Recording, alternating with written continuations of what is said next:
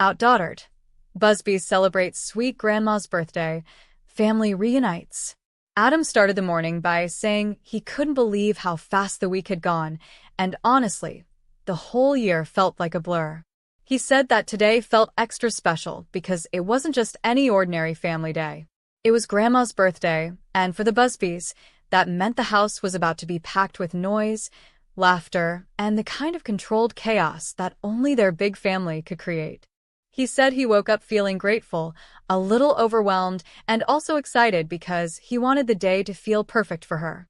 Danielle laughed as she explained that she'd been awake long before Adam, because the Quints had practically bounced out of bed asking if today was the birthday day. She said she couldn't decide if they were more excited about celebrating Grandma or about eating cake, but knowing them, it was definitely 50-50.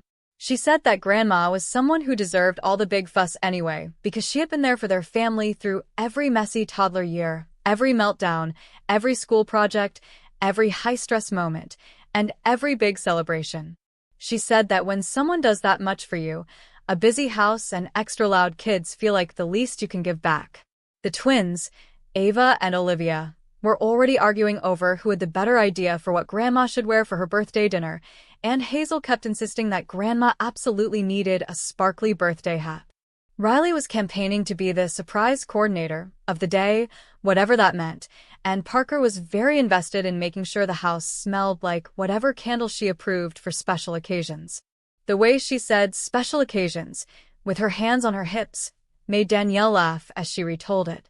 As they all talked, the atmosphere in the house began buzzing with that familiar Busby energy. Danielle said she wanted the day to feel easy, light, and heartwarming. She said the reunion mattered this year more than usual because everyone had been running in different directions lately: school schedules, work schedules, extracurriculars, family commitments, and life in general, making it harder to get the group in one place at one time. She said she was determined for today to slow things down and pull them all back together. Adam said he kept thinking about how much Grandma had meant to the girls since they were babies.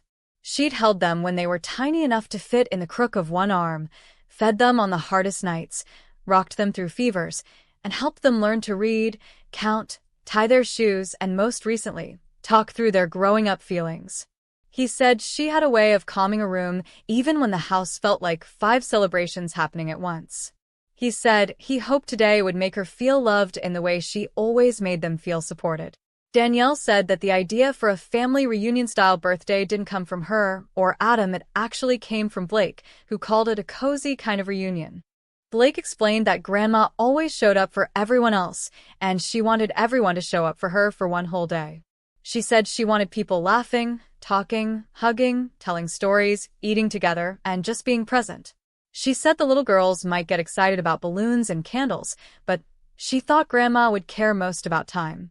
Danielle said she was proud of the way her oldest daughter thought so thoughtfully. By mid-morning, the whole house had become a prep station. Adam talked about how the Quints had volunteered for jobs, but they chose tasks that were suspiciously fun rather than helpful. He said Riley volunteered to taste test the snacks. Olivia and Ava wanted to be balloon testers, which was really just an excuse to blow them up and then bop them around the living room. Hazel kept showing up with armfuls of glittery craft materials, saying she was working on the masterpiece, which no one understood yet but everyone was very scared of. Meanwhile, Parker had taken responsibility for the decorations that made the house feel birthday pretty, which meant she critiqued every color choice like an interior designer who had seen too many makeover shows. Danielle said it didn't matter because the excitement was the best part. She said she loved watching the kids argue passionately about the best shade of pink for streamer placement because those loud little debates were the moments she knew the girls were working together, even when it sounded the opposite. Adam said that while the girls worked on their projects, he focused on calling the rest of the family, siblings, cousins, and relatives who meant the world to Grandma.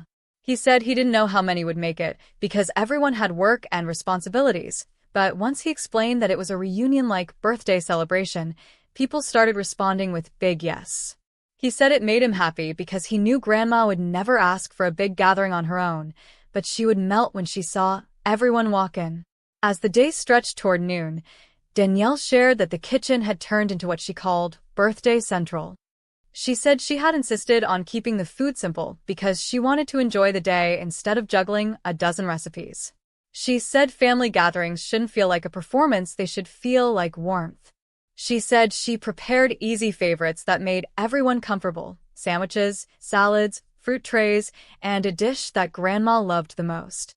She said the Quints tried to help, but their version of helping involved opening containers and then wandering off, so she thanked them for their enthusiasm and sent them to work on something less edible. The funny thing was that Hazel, with all her craft supplies, ended up surprising everyone. She told Danielle she had been working on something important, and when she brought it out, it was a handmade birthday banner made from markers, glitter, stickers, and exactly 3 different kinds of tape. Danielle said it was chaotic, uneven, and sparkly in every direction, but it was beautiful in the way kids' artwork always is. She hung it proudly so Grandma would see it first thing when she walked in. Adam said that by early afternoon, he started feeling that familiar blend of anxiety and excitement. He said that part of him wanted everything to go perfectly, and the other part realized that perfection didn't exist in a house full of children. He said he reminded himself that what mattered was making the day meaningful, not flawless. He said he wanted Grandma to walk in and instantly feel the love that had been building all day.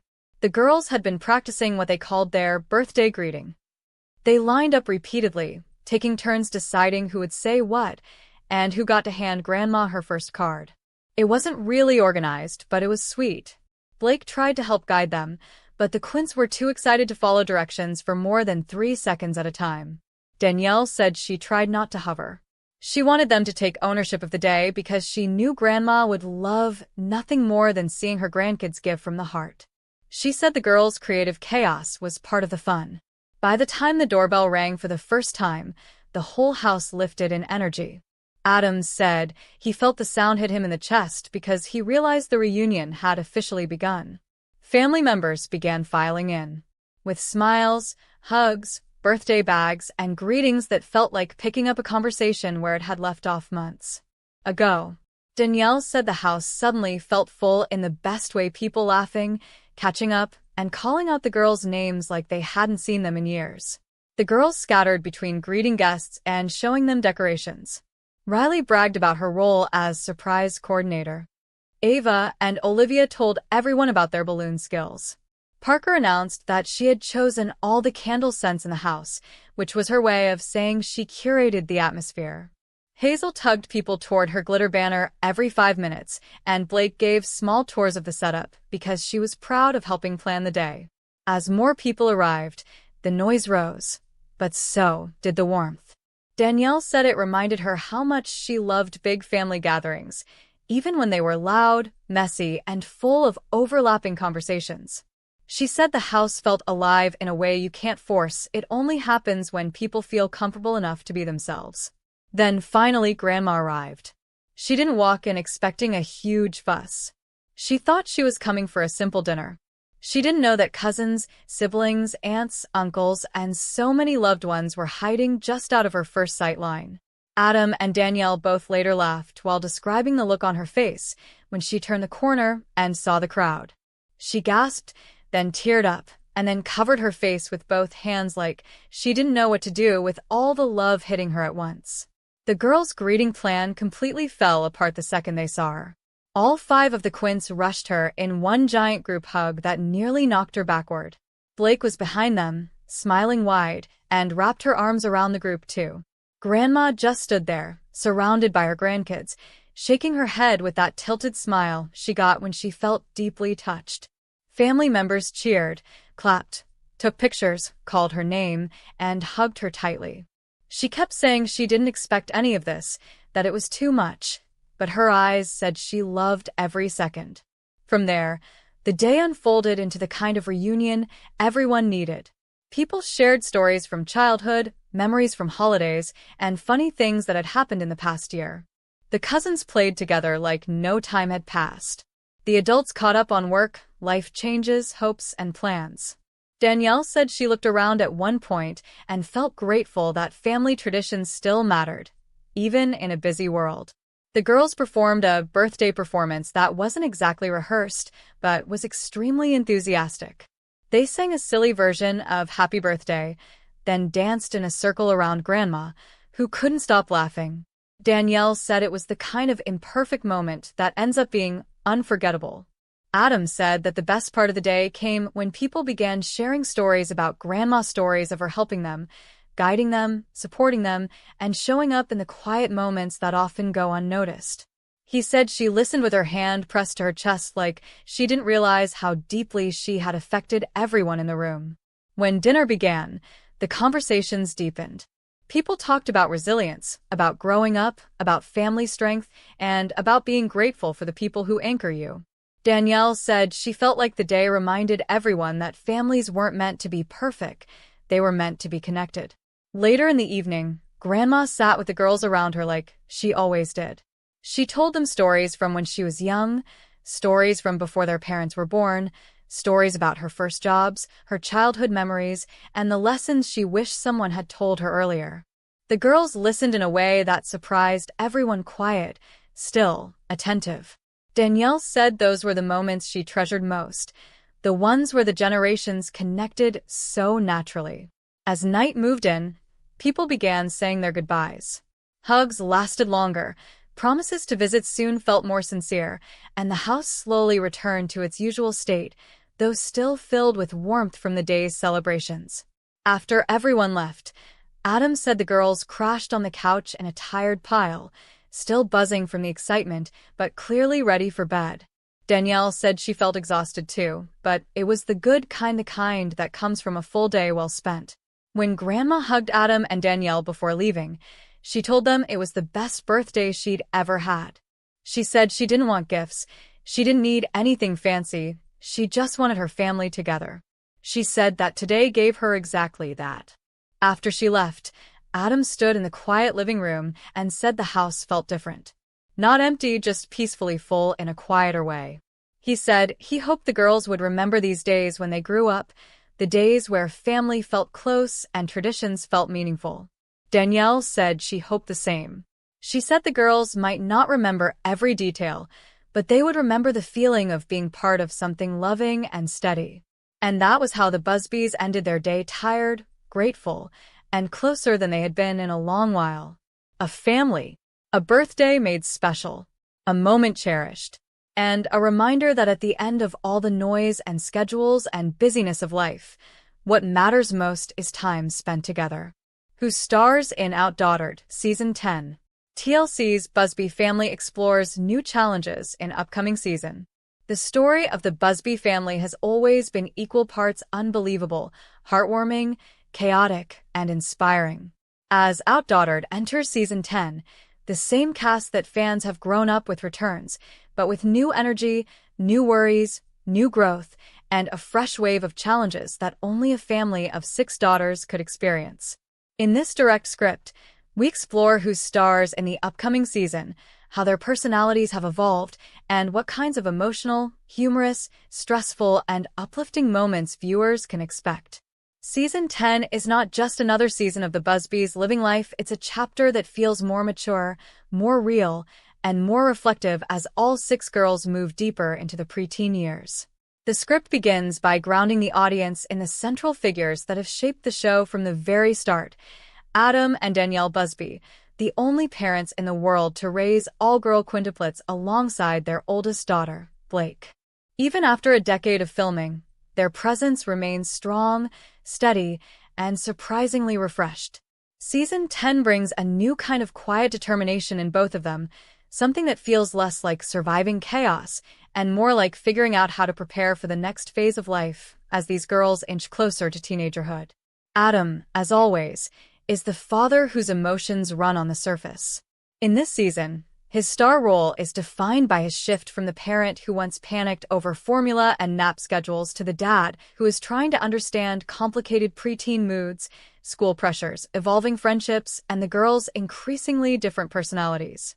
Viewers will see him trying to balance work, family, and self-care, especially as the show touches on the long-term impact of the stress he has carried while raising 6 daughters under the public eye.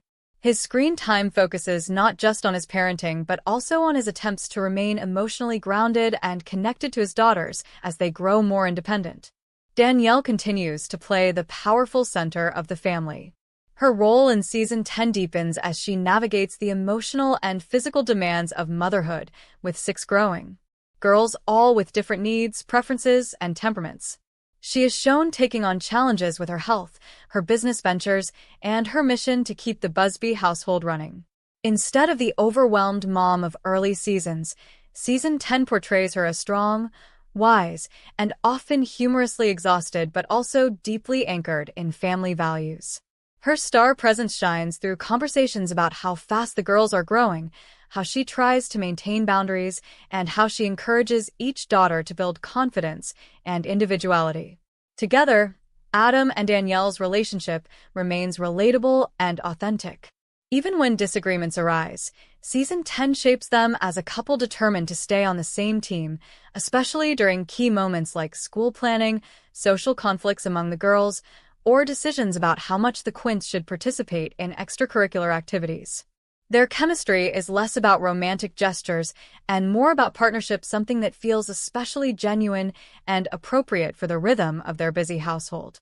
Next, the script moves into the heart of the show, the kids.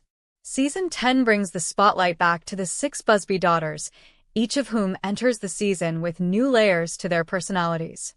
The oldest, Blake, steps into a more defined and confident star role. No longer the shy big sister trying to understand why she suddenly had 5 baby sisters, Blake is growing into her teenage years with a mix of humor, patience, and occasional exasperation. Her presence in the season is shaped by her journey through middle school, her search for personal interests, her friendships, and the responsibility she feels toward her younger siblings. She is shown as both a role model and a girl dealing with her own pressures. This season highlights her voice more than ever, her thoughts about growing up, about her relationship with her parents, and about what it feels like to be the only non-Quint sister in a house full of dramatic, loud, energetic younger girls. Her star energy is gentle but steady, providing emotional grounding for many moments in the script. As for the Quintuplets, Ava, Olivia, Hazel, Riley, and Parker, their roles shift significantly as they mature. Season 10 emphasizes not just that they are Quint sisters, but that they are individuals with strong, unique personalities. The season works to highlight that they are no longer cute toddlers causing chaos for the camera. They are preteens with opinions, preferences, insecurities, and big dreams. Ava and Olivia, the identical twins within the Quints, continue to be a duo, but Season 10 gently explores how they are beginning to separate their identities. For years, they were known for their matching laughter, their dramatic expressions, and their sisterly bond, but this season shows moments where each girl expresses her own interests and wants to stand out as more than half of a pair. The script gives time to their evolving confidence and the ways they navigate individuality while still being deeply connected. Hazel, long known for her bright spirit and the medical challenges she faced as a young child, takes on a more mature star presence. Season 10 shows her becoming increasingly independent and self-aware. The show touches lightly, without stress, on how she continues to manage her vision needs and how proud she is of the progress she's made. Her calm courage has always captured the hearts of viewers, and this season reveals a Hazel who is thoughtful, funny, and surprisingly wise for her age. Riley remains the intellect and the bold voice of the Quint lineup. Her confidence is a running theme in Season 10 as the story explores how she handles school decisions, leadership moments, and her need to feel challenged. Riley's star role often involves humor, her quick comments, her competitiveness, her ability to push boundaries, but also deeper emotional moments where she learns patience and empathy. Viewers will see her evolving from the mischievous toddler she once was into a sharp-minded girl facing the ups and downs of early adolescence. Parker, once known for her anxiety, continues her inspiring growth journey. Season 10 shows a more confident and expressive Parker, someone who participates more freely in activities and stands up for herself more often. The script highlights her bravery, her creativity, and how she has transformed into one of the most emotionally resilient kids in the family. The show carefully portrays her progress, celebrating her confidence without pushing her into overwhelming situations. She is one of the most relatable stars in the season, especially for young viewers who understand what it feels like to deal with worries and then slowly learn to overcome them. Together, all 5 Quints bring a dynamic mix of personalities that drive the energy of Season 10. The show captures their sibling arguments, their bursts of laughter, their shared jokes, their growing independence, and their ever-changing interests from school to hobbies to friendships. The direct script reveals moments of chaos that feel very real, but also scenes of tenderness between sisters who understand each other in a way only Quintuplets can. Season 10 also introduces a deeper exploration of how the Busbys handle transitions. This includes changes in school routines, new extracurricular activities, the girls' shifts in friendships, and the increasing difficulty of managing 6 developing personalities. The season does not shy away from showing the challenges of parenting preteens, mood swings, disagreements, competition, and the girls' desire to be treated as unique individuals rather than a group. Another key element of the season involves how the Busby family manages time and balance. Adam and Danielle try to navigate responsibilities while ensuring each daughter receives attention and support. The script shows honest discussions between the parents as they reassess priorities, rethink commitments, and decide how to maintain their family's emotional health. This authenticity gives viewers a deeper look at what it really means to raise 6 daughters in today's world. The Busbys also explore new opportunities, with the girls showing interest in different hobbies and skills.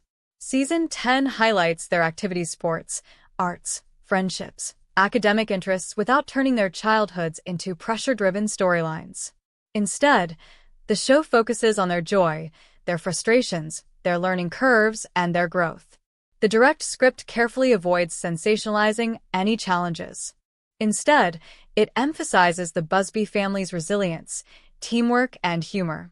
The episodes show them laughing at everyday mishaps, encouraging each other through difficult moments, and creating memories that reflect both the chaos and beauty of large family life. Another major theme in Season 10 is the idea of identity. As the girls grow, they become more aware of who they are, what they want, and how they differ from their sisters. The show acknowledges that each daughter deserves space to grow into her own person.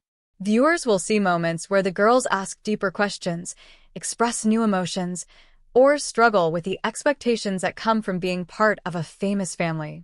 The parents, meanwhile, continue to adapt. Adam works to stay involved while balancing filmmaking, marketing, and personal interests. Danielle manages her household responsibilities, health concerns, and business ideas while ensuring she stays emotionally present for her family. Their teamwork is tested, but it becomes a central part of Season